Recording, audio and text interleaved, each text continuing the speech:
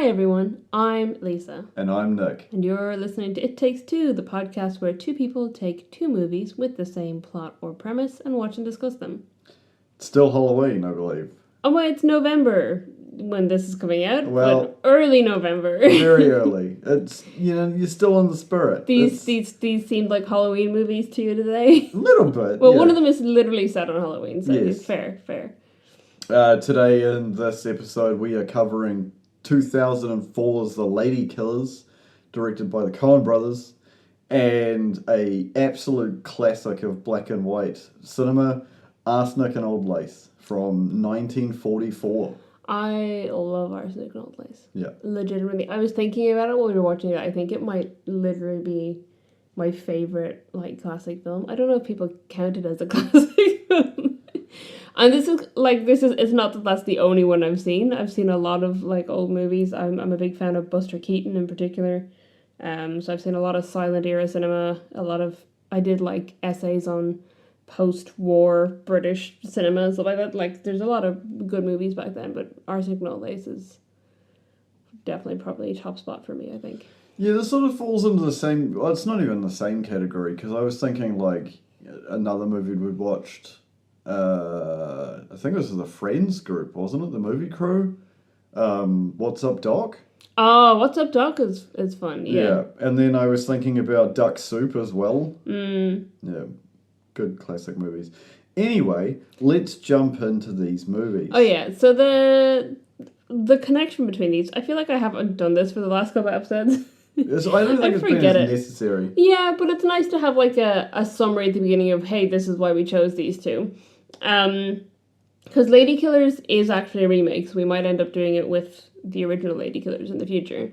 But essentially, the linked plot between these is that there's some illegal shit happening in the basement of an old lady's house, and people don't believe the old ladies when they talk about the illegal shit that's going on, and lots of dead people are involved. Yeah.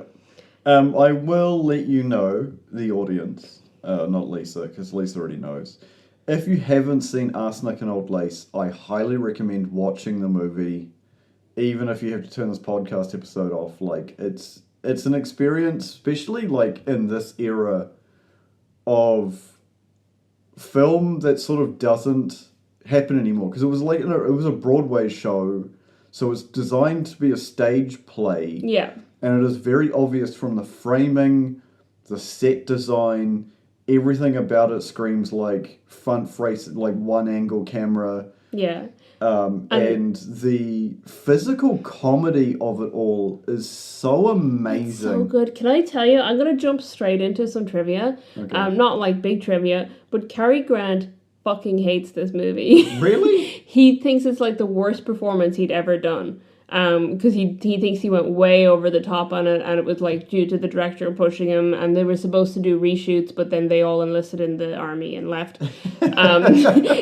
Which we can circle back to that part later.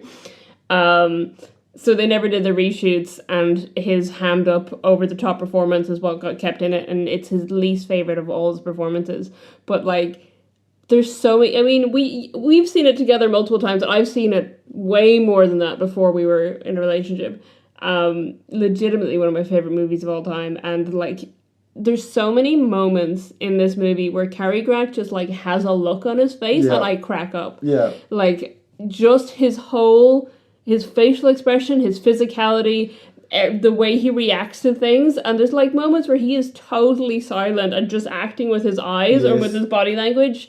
And it is, to me, I think it's my favorite performance of his. I mean, I probably haven't seen that many Cary Grant movies, but I just think absolutely spectacular. It's up there as probably one of the top comedic acting performances of all time for me. For those who haven't seen it, there's a GIF, and it reminds me very much of his performance in this. There's a Japanese game show. Where these people are stuck in a room and they have to find what things are made out of chocolate. Is that where he bites the door handle? And he bites the door handle and his face just completely changes from confusion to success, and it is so much in this. It's in certain scenes. In I this think movie. you could like make a GIF out of literally every shot of Cary Grant on screen in this movie, and it would make a perfect reaction GIF to anything.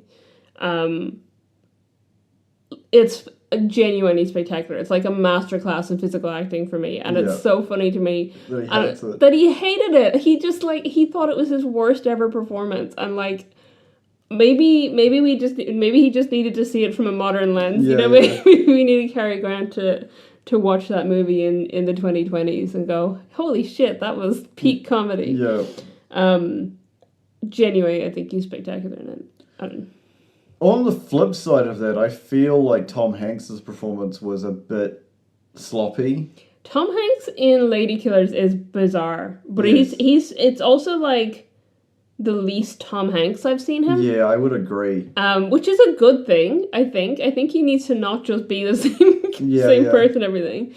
And I hope that he enjoyed it. I didn't find anything out about, how much Tom Hanks liked or didn't like his performance. But I feel like it would have been fun to just do something totally different to every other Tom Hanks performance. So I'm gonna jump to premise just for the audience. So massive spoilers. So if you haven't seen Arsenic and Old Lace, I recommend stopping now. Okay. So Arsenic and Old Lace is on Halloween, and it is written is the main character. He is a famous writer who hates relationships and is very anti-relationships, and he also reviews plays. Yeah, he's a theater critic, but he also is like he's written books against marriage. Yeah. So he's madly in love with his next door neighbor, and they're literally at the like office registry office to get a marriage license. So he's head over heels. He goes back to where he's living, which is with his aunts, and he's not living there.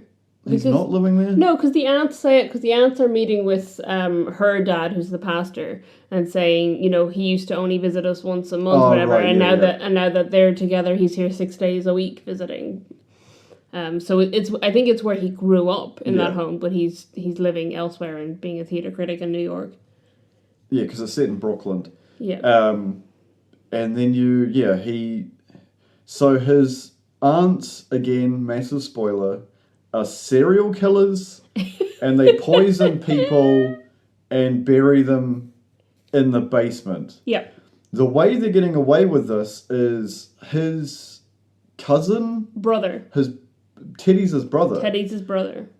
Teddy thinks he's Theodore Roosevelt. Yeah.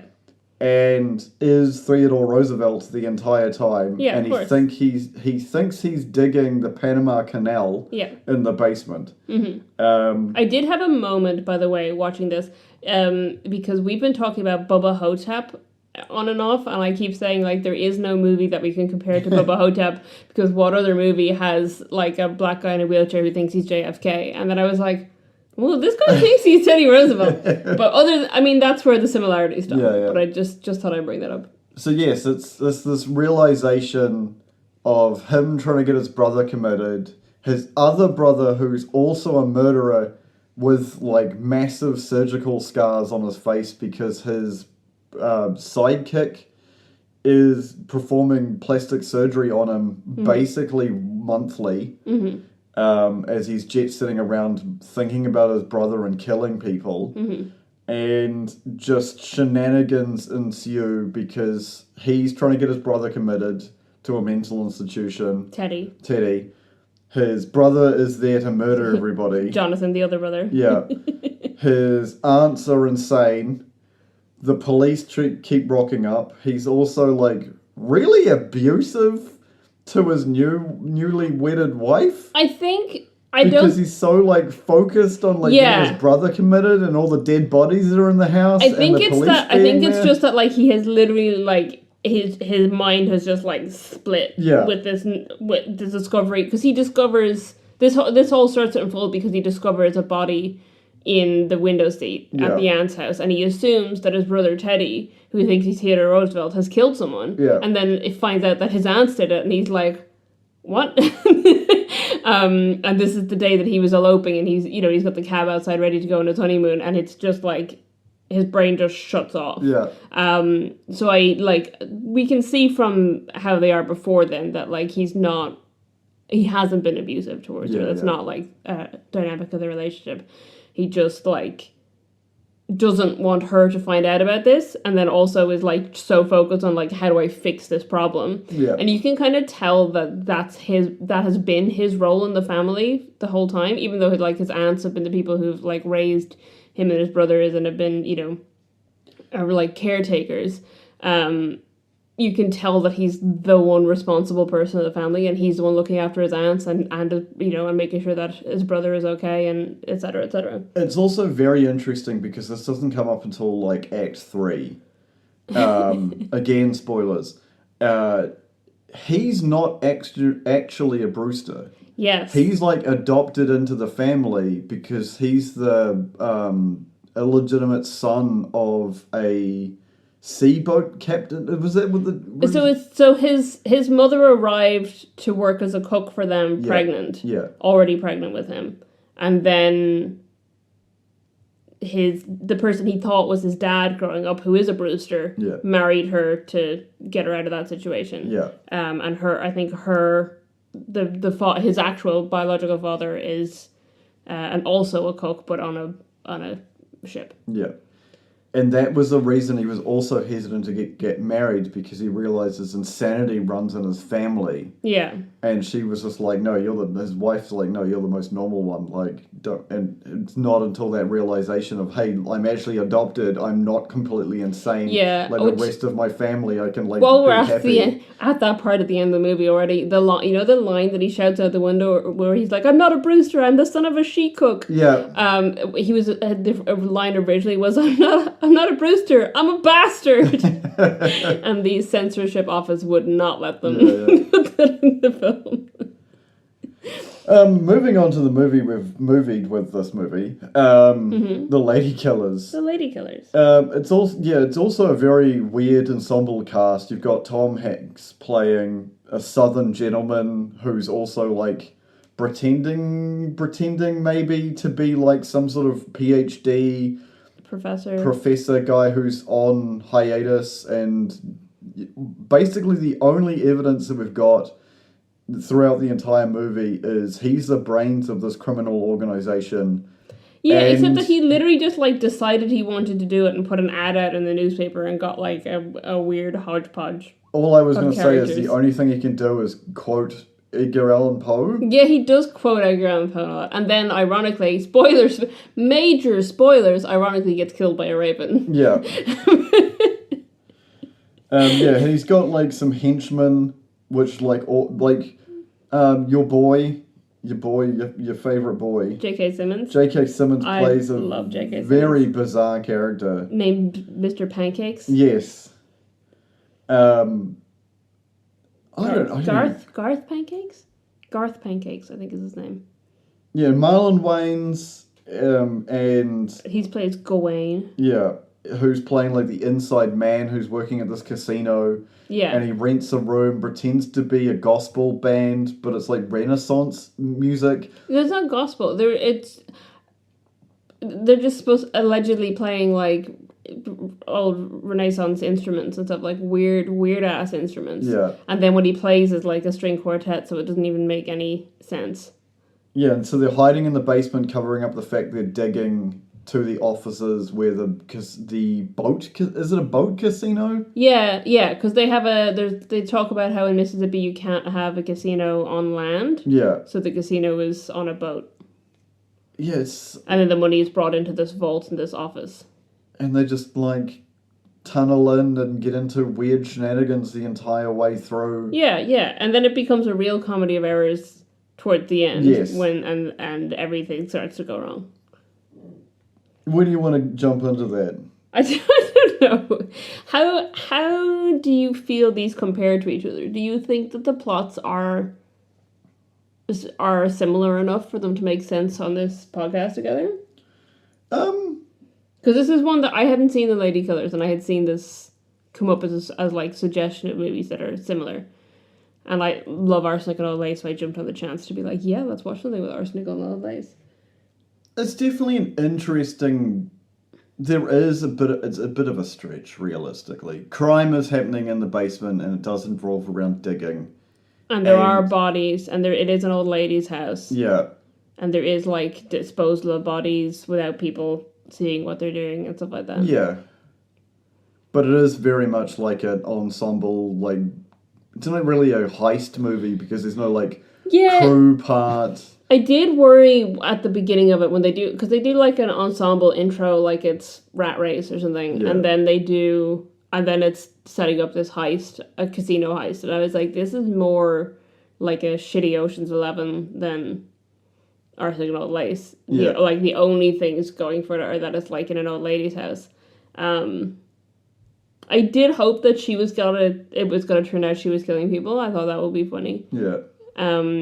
Ironically, it's called The Ladykillers and No Ladies Get Killed. Yeah, it is very interesting that that was sort of like the takeaway I took from it as well. I was like, no ladies were harmed in the filming of this movie called The Ladykillers. I mean, that's like, I was going to absolutely spoil another movie where the title is... Oh, here we... Oh, no, because that one is true. I was going to say Rosencrantz and Guildenstern are dead. But there are movies out there where the title is leading you to expect something to happen that doesn't actually happen in it. Yeah. I'm not going to name the movie. There's a movie that you got me to watch that you have on your shelf out there. We can talk about it after, but me even saying the title of the movie after saying that would be a spoiler. So John dies at the end? God damn it. I was not saying it. Yes. Spoiler for John dies at the end. John doesn't die at the end. So I understand the concept of calling it The Ladykillers to set up us to expect that this lady is going to get killed. Yeah. And then she never does. They do try. They certainly do try. Yeah, that's the whole kind of second act is that she finds out that they've done this heist. They've stole $1.6 million and it's in her basement and she's just like, no, you got two choices. You can like surrender, return the money and come to church with me, or like go to jail for the rest of your life. Yeah. Can we talk about the part that made you physically uncomfortable? The guy eating a cigarette? Yeah. That's horrible. I don't know. It happens I mean, he gets his comeuppance. Yeah. Because he does it like 3 or 4 times in the movie. Because she says no smoking in the house, so every time she's coming in, he just... I feel sick talking about it. He just puts the cigarette in his mouth. He just sucks it into his... I can't talk about it. I'm picturing it and it's making me gag. Oh. He's got the cigarette hooked in his front teeth, and it flips into the back of his mouth. Why do you want to talk about that? Because it's making you feel ill, and that's fun to me. Because I'm mean to you sometimes. Horrible. But with love. Yeah, spoiler, the guy chokes on a cigarette and falls on the stairs and dies. No, and then he drinks the water next to her bedside table and it's got false teeth in it. Yeah. And then he falls down the stairs and dies. Yeah. Serves him right for making me feel sick by putting the cigarette inside his mouth. I can't say it. It's awful. I'm just thinking about it. That has no plot relevance. It's just upsetting. Yeah, J.K. Simmons' character is very weird. Yeah. All the characters are very weird. Yeah. The whole, IBS thing coming through in Act 2. The fact that he's, works in commercials and his partner works with explosives. And he met her at an IBS singles conference? Yeah. Mm-hmm. Yeah. Spoilers, obviously. I think we really should do this as a remakes episode at some point. Because I can't imagine any of that is in the original. And I would love to know what the original version is. Because there's no way the J.K. Simmons character, if he exists, is anything. Any of it is the same as what we've got in this one. Yeah, what a bizarre character. His entire introduction is also super bizarre because he, suffocates an English bulldog. Which is very upsetting to watch. And Bruce Campbell is there as like the Humane Society rep, Yeah. just for funsies, just like hanging out Yeah. with no lines. It's a very bizarre sequence. Yeah. And yeah, just I don't know. It's a very weird movie because like it does feel just like a constant comedy of errors. Yeah, I felt like the second half was they upped the ante into full comedy of errors. Yeah. Where just like every second something is going wrong, and they all just start like accidentally dying. It actually almost becomes Tucker and Dale versus Evil, where like the lady, she's not doing anything, and people just keep dying around her, and she doesn't even realize it.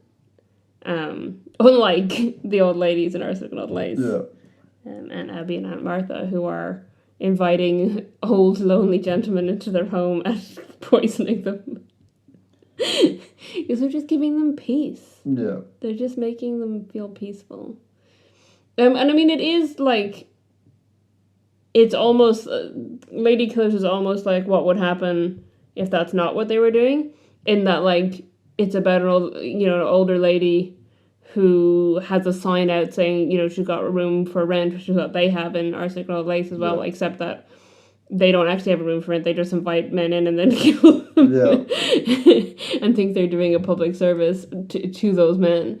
Whereas she actually wants someone to rent the room. Convenient for them, I guess, that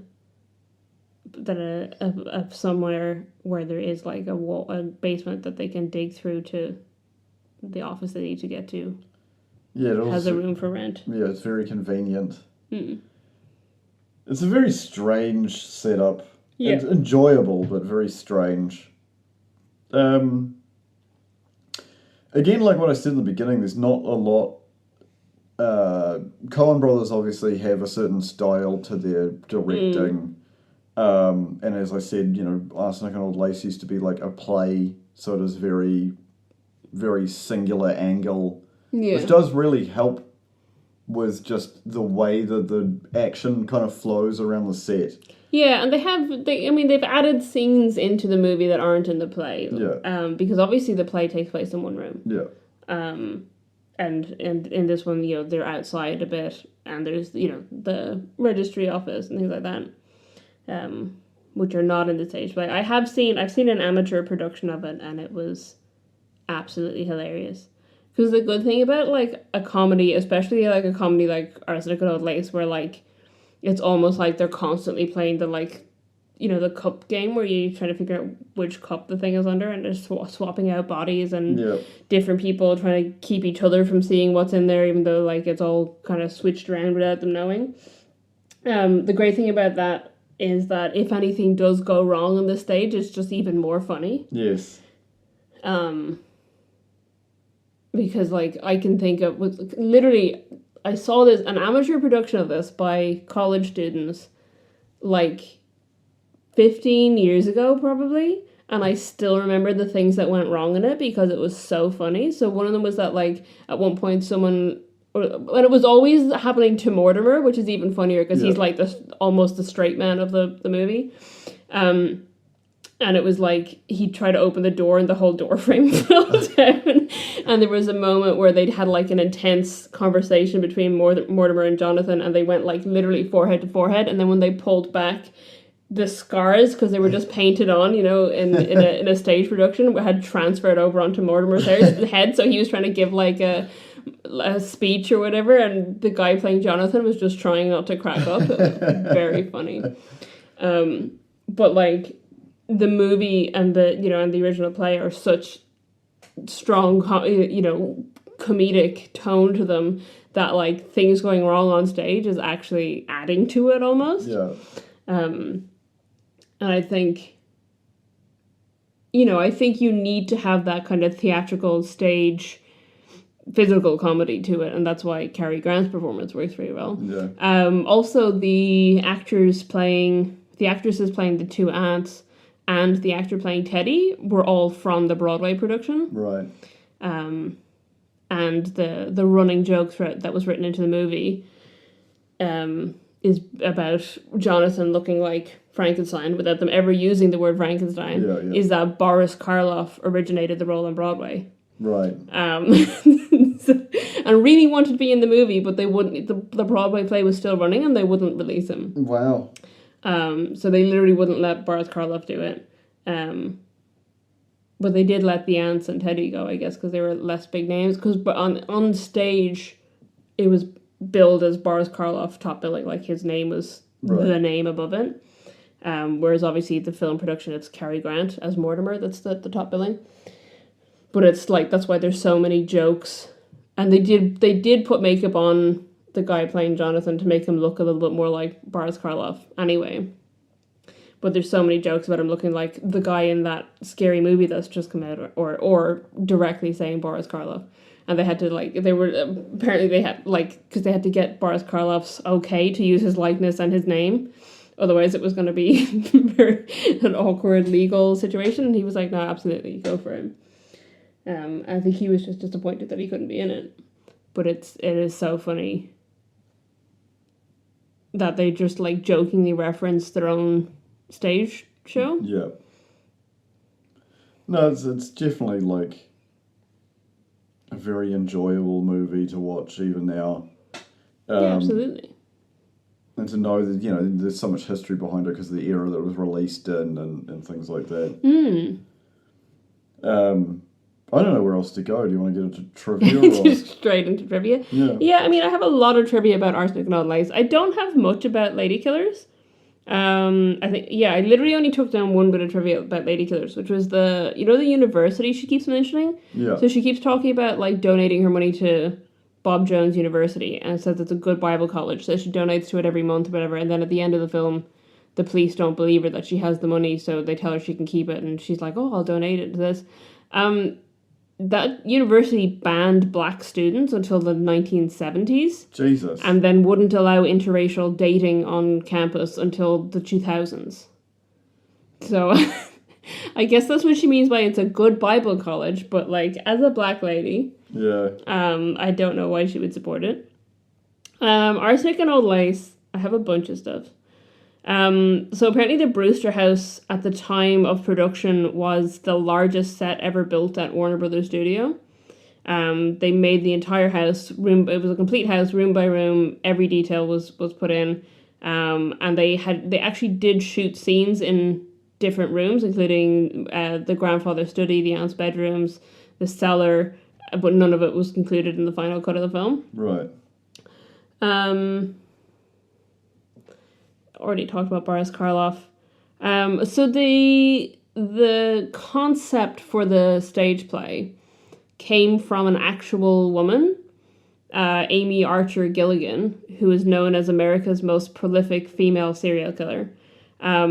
She was charged with the poisoning deaths of 2 husbands, and she also allegedly was responsible for the deaths of up to 66 elderly inmates at her nursing home. Jesus. Using arsenic. Absolutely terrifying. This woman kills almost 70 people using this method. Frank Capra, who directed this, was one of the reasons that he was interested in being the director on board for this film was that he related to Mortimer because as a child he did have an older brother who abused him, right. And that brother did grow up to become a criminal. Of course. So he felt. I looked him up. I think he had like 8 siblings or something. So he was in a large family. Jesus. So I don't know which one of them it was, but that's something that he has said. He also had to pay $25,000 apiece to the Broadway play producers for loaning the actors who did get to do both. Right. But they wouldn't let him have Boris Karloff. So this is what I said we'd circle back to. So this was filmed, they started filming in October 1941. Right. Right. And you already said the film came out in 1944. Did? It was supposed to be a 4-week shoot, and it turned into an 8-week shoot. Okay. So finishing in December 1941. And then when they had less than a week to go before the filming was going to end, Frank Capra quit to enlist in the Army Signal Corps as a major because Pearl Harbor was bombed. Right. And a lot of other Hollywood directors, cast and crew followed suit and also enlisted. So he did get an extension of his order to report for active duty, until mid-January. So he did actually go back and do the post-production and get it ready. The reason it wasn't released in 1944 was not actually because of the war. It was because of the contract they had with the Broadway production, which said that they couldn't release the film until the Broadway production finished its run. And it didn't finish until 1944. Okay. But yeah, he went and he was a major in World War II, and he made a whole series of documentaries called Why We Fight they kept stressing when I read about this that it was not propaganda, but it sounds like propaganda. And it was like explaining, to young soldiers and potential recruits, like what the reasons for enlisting are and what we're fighting for and things like that. And but apparently they were like really informational documentaries about the war, and what it was like at that time. So it's historically really interesting documents. And that was kind of the main thing they put him in, because he was in his 40s, I think, at that point when, and he had fought in World War One, but he also was not. So he's born in Italy and emigrated to the States as a child.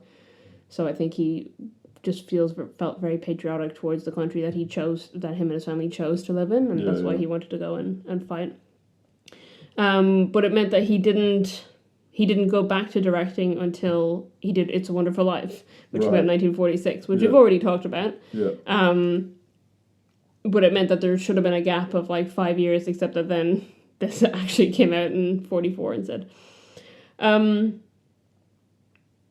I did look into Cary Grant, whether he was one of the people who enlisted. He was not, because at this point he was not even a U.S. citizen. He became a U.S. citizen between when this film was filmed and when it was released, as did the guy who played Jonathan in it, because he was Canadian. Cary Grant is British. So they both in the couple of years between when this was filmed and when it was actually released, both of those became U.S. citizens, which is funny. Cary Grant. So there's lots of different reports on how much money Cary Grant was paid for this role, but the general consensus is about $165,000, of which he kept maybe $60,000 to $65,000 of it, and he donated the rest of it to American Red Cross, British War Relief, and the USO. I'm not sure what that is, but like it was all kind of war relief charities. So he donated about $100,000 of his salary to that. And then the only thing other thing on here I had was that there's a gag in the original Broadway production that they didn't reproduce for the film, which I thought was very funny to read about, which is that at the end of the stage play, when the cast come in and do their like bows, the cellar door would open and 13 random men would walk in who had never actually been shown on, never been in the play, like because you don't actually see any of them die. Yeah. But like just 13 guys would just walk in and take a bow to represent the 13 bodies in the cellar, which I thought was funny as well.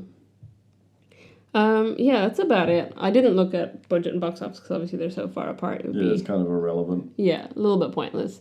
Is there anything else you wanted to talk about in them? Because this is going to be quite a short episode otherwise. No, I think the connection is there. I don't think, we're not scene for scene, character for character, so it's very hard to, like, nail down anything without basically going over the plot of each movie, which I don't like doing. Yeah. It'd be very interesting to see what the 1955 version of the Ladykillers is like. Because even reading the plot of it, like just now while you were talking, it doesn't seem like perfectly equal either. Yeah. I think they'll make for an interesting remakes episode. Yeah.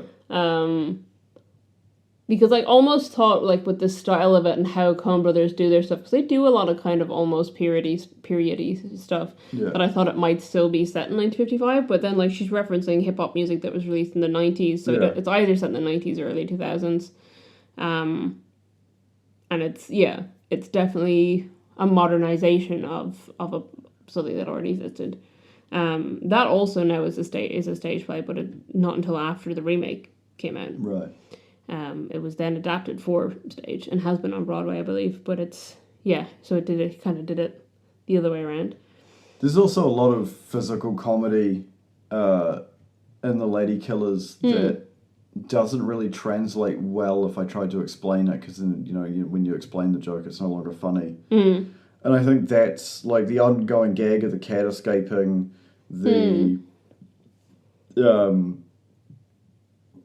this weird, like, she's a very the old lady who hits the house, Mrs. Munson. Yeah, is very proper, but at the same time just like literally beats the shit out of Marlon Wayne's character. Gawain, is it Gawain? Is his name? I think. Yeah, and it's hard because watching one of the Wayans brothers go onto the screen, it's going to be some sort of, I think. They did make the first 2-3 Scary Movie movies. Right. And it is very much that energy. It's hard to say a lot without saying just, scene by scene, plot by plot sort of stuff. Tom Hanks is, like you said, super weird. J.K. Simmons' character is very bizarre, but it's perfectly beat, like the beats of his like IBS playing up, his overconfidence being a foreshadowing to some horrific injury. There's definitely a lot of, and I think it's typical Coen Brothers stuff, a lot of like setup and then like a long gap before, and there's a lot of anticipation in it. Yeah. Because they do a very good job of setting up like your expectations and what's going to happen, but then they like build out the tension of it, and there's the cuts between him explaining how the explosives are going to work and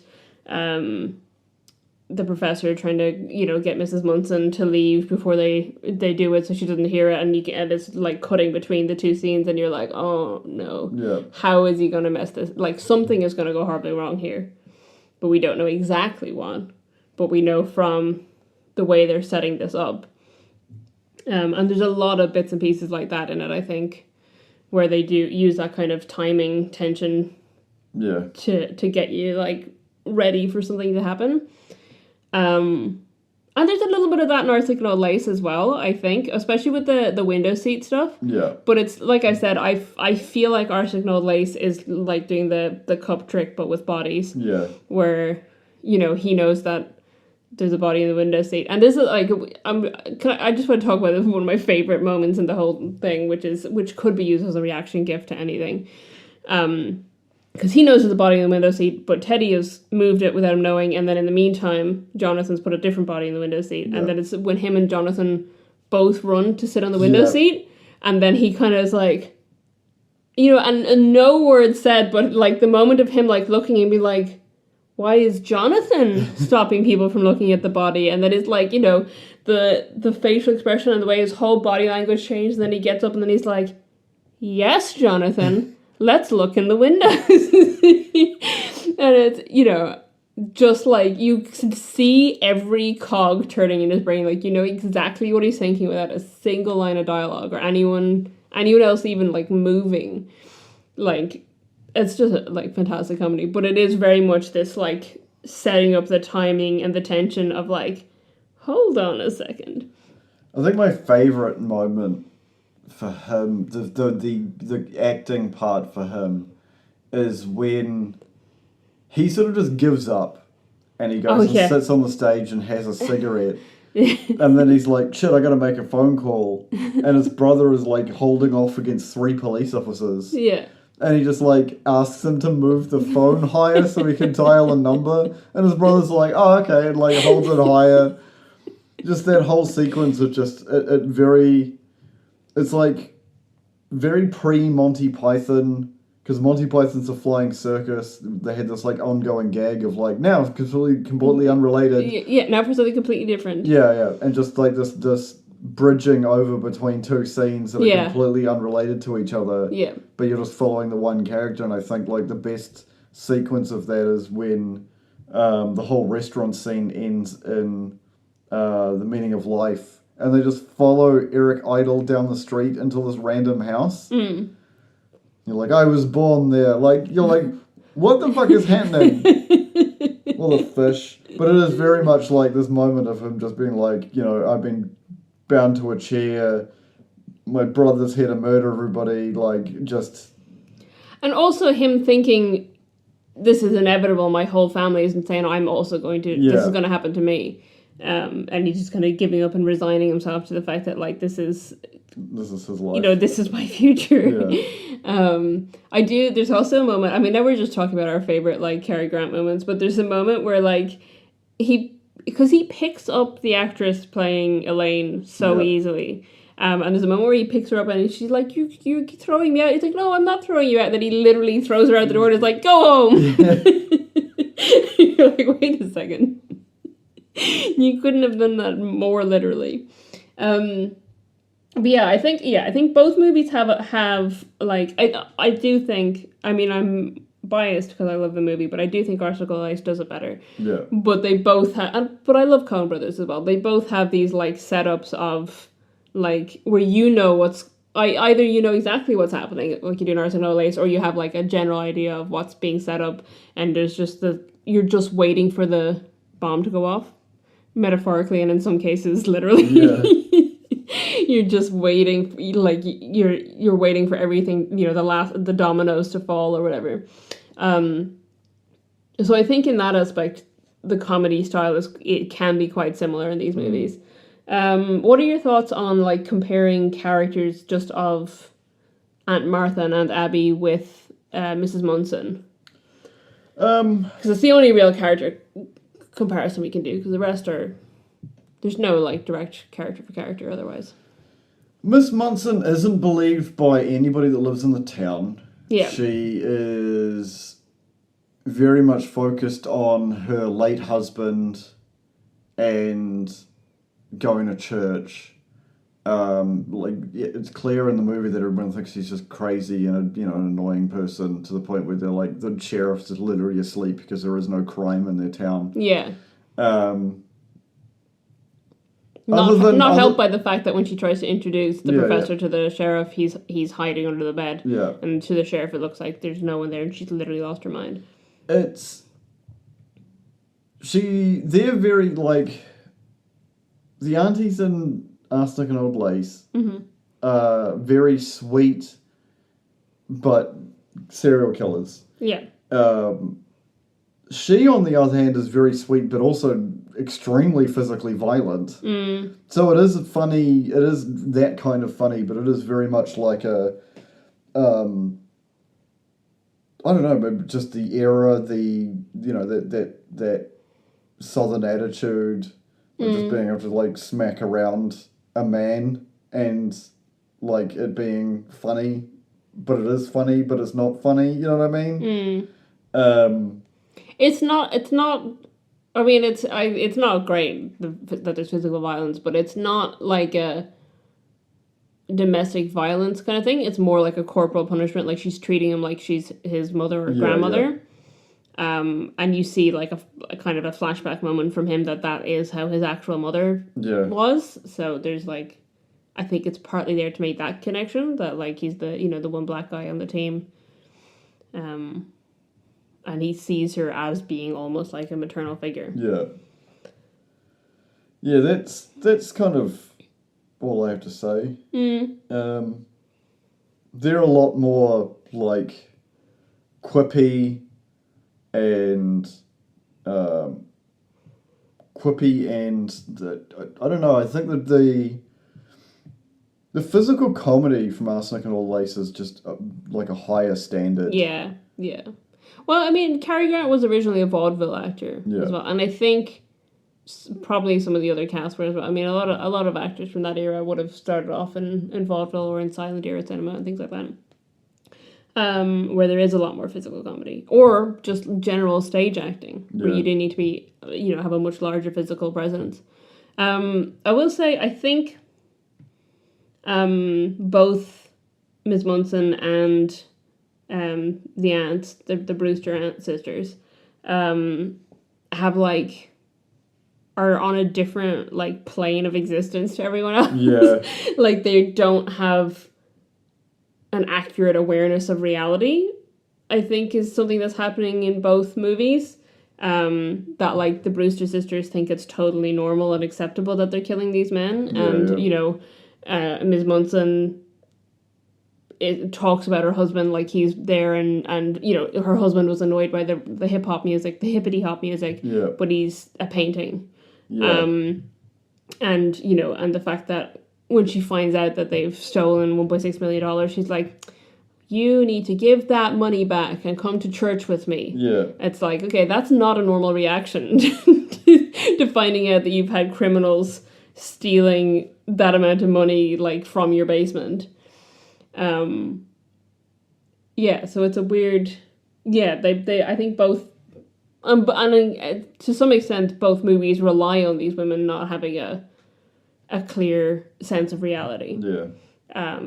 Because if any of them were grounded in reality, these scenarios wouldn't play out the way they did. Correct. It's also interesting because, that whole tactic of tunneling into a bank vault has happened multiple times in history. Yeah. So it's not an unfeasible, crime to commit. I mean, not to be specific, but we both know of places where there are measures against that kind of thing happening. Yeah, exactly. Very specific measures against. Yeah. That we won't go into detail about what the measures are or where they are, so we're not giving anyone any ideas. But yeah, it's a common enough thing that there are specific security measures that you can take against that particular thing happening, which is funny. Because it happens. It does. If you want to talk to us or, find out more, you can find our website at takes2.co.nz. We have a Discord. It'll be in the show notes. Thank you for listening.